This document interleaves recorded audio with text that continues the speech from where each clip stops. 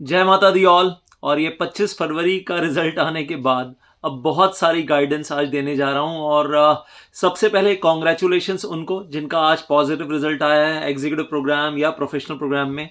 और दूसरी चीज़ से जिनका नेगेटिव रिजल्ट आया उनसे बहुत सारी बातें करने जा रहा हूँ। तो पॉजिटिव रिजल्ट हो या नेगेटिव रिजल्ट हो यार, मैं बहुत सारे पॉइंट्स लिख कर लाया हूँ। आज बहुत सारी बातें करेंगे।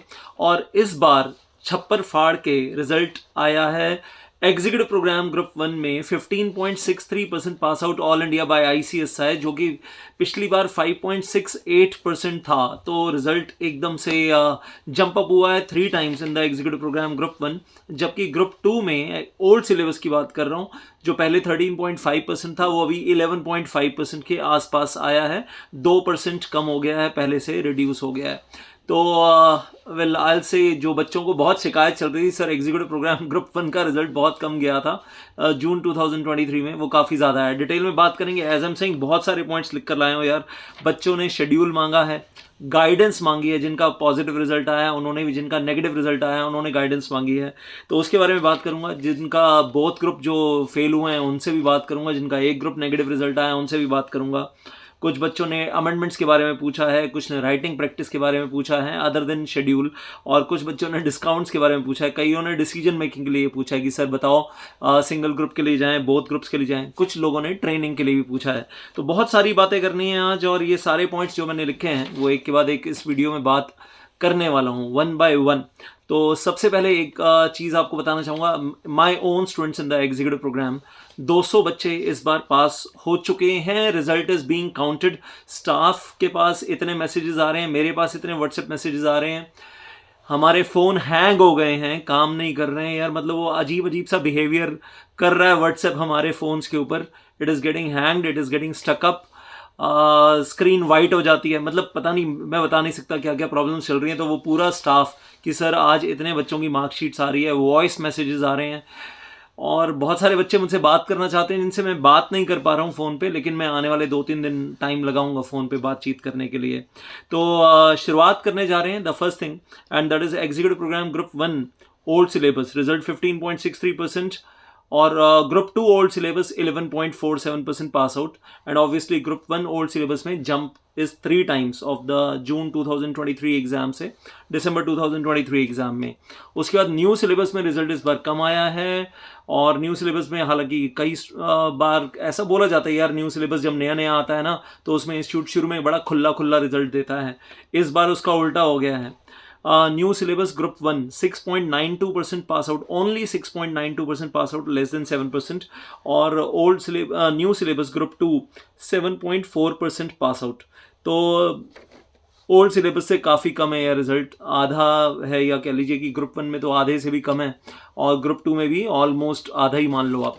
तो मतलब काफ़ी कम है। और जो मैं पहले बोलता रहा हूँ कि ग्रुप 2 से ओल्ड सिलेबस से न्यू सिलेबस में स्विच ना करने के 4 रीज़न बताता रहा हूँ। अब तो मैं उसमें एक रीज़न और ऐड कर रहा हूँ यार, स्विच ओवर मत करना। ये स्विच ओवर करोगे तो फंस जाओगे।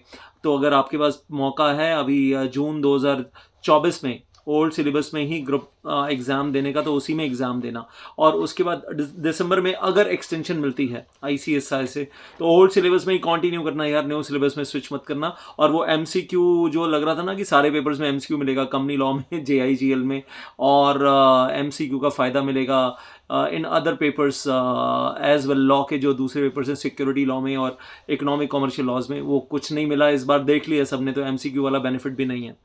और स्विच ओवर करने के क्या नुकसान है वो मैंने पहले एक वीडियो में सब समझा रखा है। 4 नुकसान क्या हैं, उसमें 2 नुकसान और ऐड कर लेना। और एक नुकसान ये भी है कि रिजल्ट परसेंटेज बहुत कम है। प्रोफेशनल प्रोग्राम ओल्ड सिलेबस वालों का रिजल्ट काफ़ी आया है यार, 20.1% इन ग्रुप 1, 20.74% या 21% ऑलमोस्ट इन द ग्रुप 2, और 22% के आसपास इन द ग्रुप 3। तो रिज़ल्ट काफ़ी ज़्यादा आया। एंड आई से जब शेड्यूल्स की बात आती है, बच्चों ने बहुत सारे शेड्यूल मांगे। तो एग्जीक्यूटिव प्रोग्राम ग्रुप 1 का शेड्यूल, एग्जीक्यूटिव प्रोग्राम ग्रुप 2 का रिवीजन शेड्यूल, वो बच्चे जो एग्ज़ाम दे चुके हैं जिनको अब रिपीट करना है, वो आर गोइंग टू रिपीट, तो उनका रिवीजन शेड्यूल ऑलरेडी मेरे पास है। वर्ड फाइल है जिसमें आप अपनी मर्ज़ी से थोड़ा बहुत चेंजेस, सूटेबल चेंजेस कर सकते हैं। 90 डेज रिवीजन शेड्यूल है और बीच में 4-5 दिन आपके मॉक टेस्ट वगैरह के लिए भी रखे हुए हैं, तो 90 दिन रिवीजन, टोटल 95 डेज का शेड्यूल रेडी है स्टार्टिंग फ्रॉम 26 जनवरी, और मैं आज रात से वो शेड्यूल देने शुरू कर दूंगा। I will start those schedule आज रात को सबके पास व्हाट्सएप पे, तो मतलब जाने शुरू हो जाएंगे मेरी तरफ से। आपको जिस भी ग्रुप का शेड्यूल मुझसे चाहिए, you can demand from me, और मेरे पास शेड्यूल अब रेडी रखे हैं, तो आई विल स्टार्ट प्रोवाइडिंग। तो उसमें आप थोड़ा बहुत चेंजेस जो करने हैं वो कर लेना, और मैं कहूँगा 26 फरवरी से ही without wasting time bounce back वो शुरू हो जाना चाहिए आपका। और मैं और ज़्यादा डिटेल में भी समझाऊंगा शेड्यूल के बारे में, और अभी बने रहिएगा यहाँ पर। Well I will make a separate video only for schedule as well. अभी तो हम बहुत सारी चीज़ों को लेकर बात कर रहे हैं। अमेंडमेंट्स की PDF फाइल, कंपनी लॉ हो या सिक्योरिटी लॉ हो या SUB हो, I will put that on the Telegram channel. वो हमारे टेलीग्राम चैनल पे कल आ जाएगी, tomorrow it will be coming on the Telegram channel. Writing practice के लिए बच्चे मुझसे बोल रहे हैं, उसका एक वीडियो लिंक मैं आपको प्रोवाइड कर दूंगा when you will send the WhatsApp to me. तो मैं आपको राइटिंग प्रैक्टिस को लेकर वीडियो लिंक दूंगा, एग्जाम टिप्स को लेकर वीडियो लिंक दूंगा। तो वो आपको लिंक अगर मुझसे चाहिए तो you can ask for that link, वो मैं आपको व्हाट्सएप के ऊपर प्रोवाइड कर दूंगा। और मेरा व्हाट्सएप नंबर है ना सबके पास, 8448804439। नहीं तो इस वीडियो के नीचे डिस्क्रिप्शन में वो व्हाट्सएप नंबर रहेगा, टेलीग्राम चैनल का लिंक भी रहेगा। तो I will provide PDF files there in Telegram channel, and apart from that video links also. वो वीडियो लिंक्स भी टेलीग्राम चैनल में दे दिए जाएंगे, वो आप हमारे टेलीग्राम चैनल से ले सकते हैं वीडियो लिंक्स, वहाँ से भी। तो how to prepare for exam, googly question कैसे आते हैं, केस स्टडी बेस्ड क्वेश्चन कैसे आते हैं, राइटिंग प्रैक्टिस कैसे करनी है, वो सब उसके अंदर वीडियो लिंक्स दे दिए जाएंगे। रेगुलर राइटिंग सेशंस मेरे साथ करने हैं, तो I am already game for it now. मार्च आ गया है, तो अब मैं मार्च का ही इंतजार करता कि मार्च आएगा, तो हम बहुत जल्दी 1 मार्च 2 मार्च से बहुत जल्दी राइटिंग सेशंस शुरू करेंगे। Then will I will say, अब एक बड़ी इंपॉर्टेंट चीज़, सर डिस्काउंट पैकेजेस। तो डिस्काउंट पैकेजेस के लिए हमारी टीम है, उनसे आप कांटेक्ट कर सकते हैं। और मैंने फ़ोन नंबर्स ऑलरेडी दिए हुए हैं, वो 3 फ़ोन नंबर्स हैं। पहला फ़ोन नंबर 9810144802, दूसरा फ़ोन नंबर 9560196402, और तीसरा 01145094354। तो you can contact our team for the discounts. और लेकिन अब बहुत ज़्यादा इंपॉर्टेंट समझने वाली बात, वो बच्चे मेरे पास व्हाट्सएप कर रहे हैं जिनके 140 मार्क्स या उससे कम आए हैं। तो मेरी पहली एडवाइस ये होती है, अगर आपके 140 मार्क्स या उससे कम आए हैं, वो पूछ रहे हैं कि सर बोथ ग्रुप्स के लिए जाएं, सिंगल ग्रुप के लिए जाएं, तो मैं कहूँगा कि यार सिंगल ग्रुप के लिए जाओ।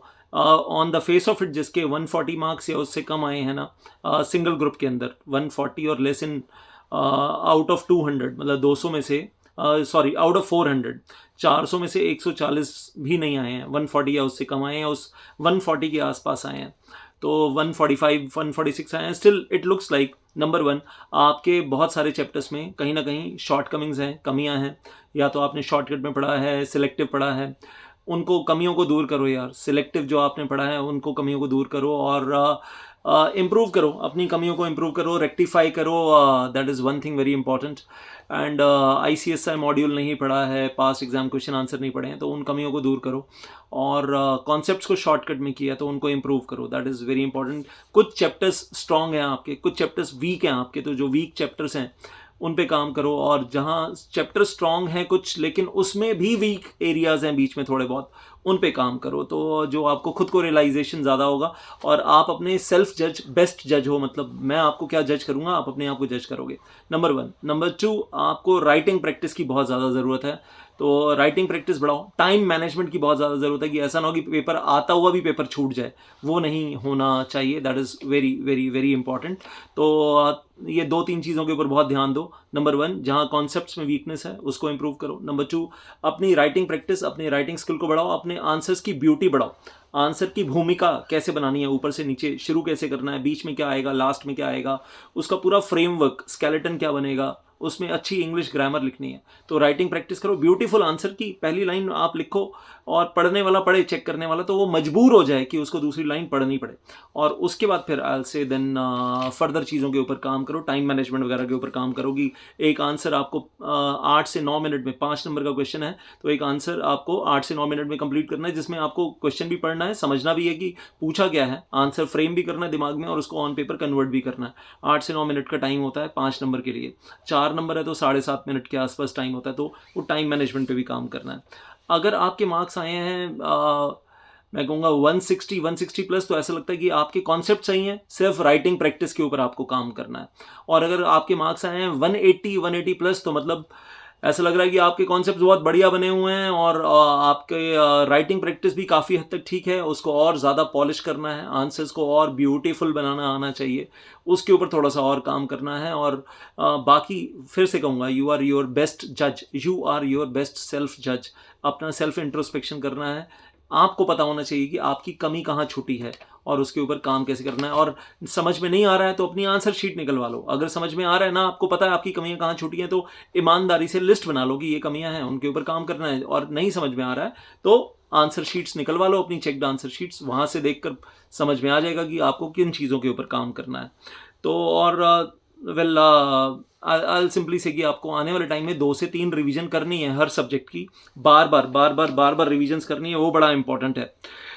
हाँ जी, एक पॉइंट और जो बड़ा इंपॉर्टेंट है, जो सिंगल ग्रुप के लिए डिसाइड कर चुके हैं, अब डिसीजन मेकिंग बहुत इंपॉर्टेंट है। जो सिंगल ग्रुप के लिए डिसाइड कर चुके हैं, वेरी गुड कि सर हमें सिंगल ग्रुप के लिए ही जाना है जून में, और हमें 90 दिन का शेड्यूल चाहिए एग्जीक्यूटिव प्रोग्राम ग्रुप 1 का रिवीजन का या एग्जीक्यूटिव प्रोग्राम ग्रुप 2 का रिवीजन का।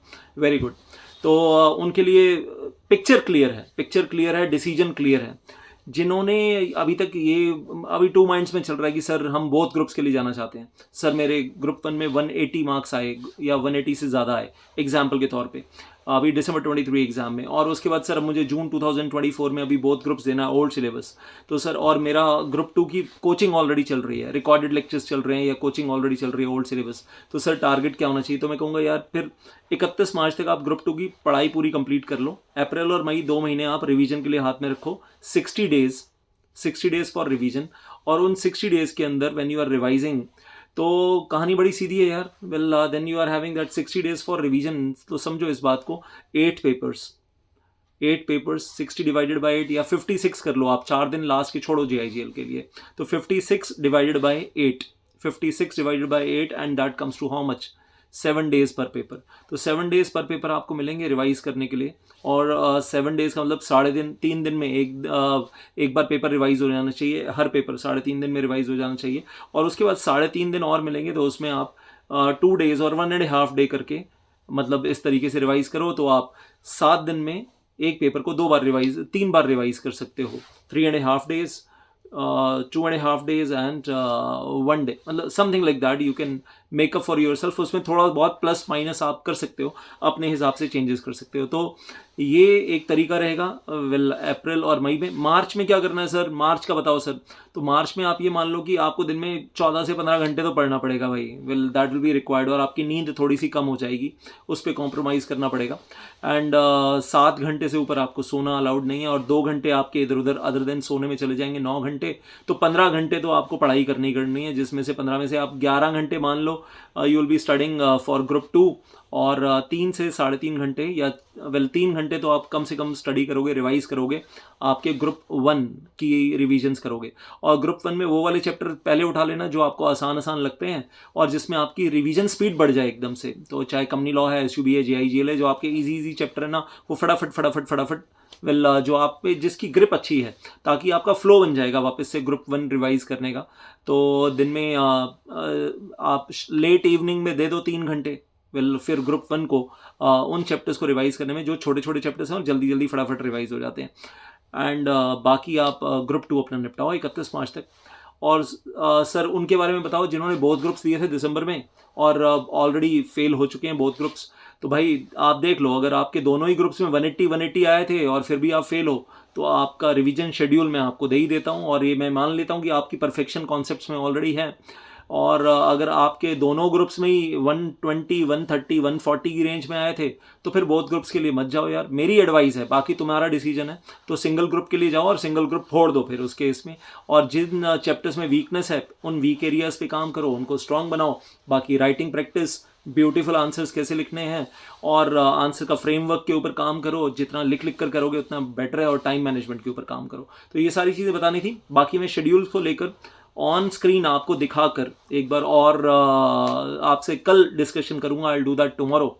आज तो मैं आपको बेसिकली बहुत सारी चीज़ों के बारे में, फ्रेमवर्क के बारे में बताने आया था। तो टेलीग्राम चैनल का ध्यान रखिएगा, जो मैंने आपको बोला टेलीग्राम चैनल का लिंक मिल जाएगा इसी वीडियो के डिस्क्रिप्शन में, मेरा फ़ोन नंबर मिल जाएगा, और कुछ भी पूछना है you can send voice message. Please एक रिक्वेस्ट है, कॉल मत करना, हाथ जोड़कर रिक्वेस्ट है, क्योंकि कॉल लेना ना बड़ा मुश्किल है। इतने सारे बच्चों की, बहुत सारे बच्चे कह रहे हैं सर कॉल पे बात कर लो, कॉल पे बात कर लो। मैं एक दिन में यार कितनी कॉल लूँगा, और एक एक बच्चे को अगर 10-10 मिनट दूंगा तो सबको अटेंड नहीं कर पाऊंगा। वॉइस मैसेज में ये होता है कि 2-3 मिनट में एक वॉइस मैसेज, 3-3, 4-4, 5-5 मिनट का वॉइस मैसेज होता है, वो सुनना है, फिर उसको 3-4-5 मिनट के अंदर उसको रिस्पॉन्ड बैक करना है, तो भी मेरे 10 मिनट जाते हैं। फ़ोन पे तो फिर वो इमोशनल इतने हो जाते हैं ना बच्चे, वो क्या होता है कि वो एक एक घंटा भी अगर बात चले, उनको लगता है सर अभी मन नहीं भरा सर और बात कर लो, तो मैं सब बच्चों को अटेंड नहीं कर पाऊंगा ना, फिर उस केस में वो थोड़ा सा प्रॉब्लम हो जाती है मेरे लिए। और इस वक्त बहुत सारे बच्चों को ज़रूरत है। तो जिनका नेगेटिव रिजल्ट आया यार दुखी ना हो, आपके लिए एक चीज़ बोलना चाहूँगा, सचिन तेंदुलकर ने भी लाइफ में बहुत अप डाउन देखे हैं, महेंद्र सिंह धोनी ने भी लाइफ में बहुत सारे अप डाउन देखे हैं, विराट कोहली ने भी लाइफ में बहुत सारे अप डाउन देखे हैं, ऋषभ पंत ने भी लाइफ में बहुत सारे अप डाउन देखे हैं, और अब्दुल कलाम जब थे, अब तो नहीं रहे, उन्होंने भी लाइफ में बहुत सारे अप डाउन देखे हैं। तो जितने भी बड़े बड़े लीजेंड्स हैं उन सब ने लाइफ में बहुत सारे अप डाउन देखे हैं, सिर्फ एक चीज़ का ध्यान दिया है, अपनी कमियों पे काम किया है, रेक्टिफाई किया है, इम्प्रूव किया है, और फिर आगे they kept on moving and moving and moving, they never stopped. तो हम जिंदगी में 1000 बार गिरें वो मैटर नहीं करता, but we have to bounce back, ये बड़ा इंपॉर्टेंट है। All the very best for your June 2024 exam. जय माता दी।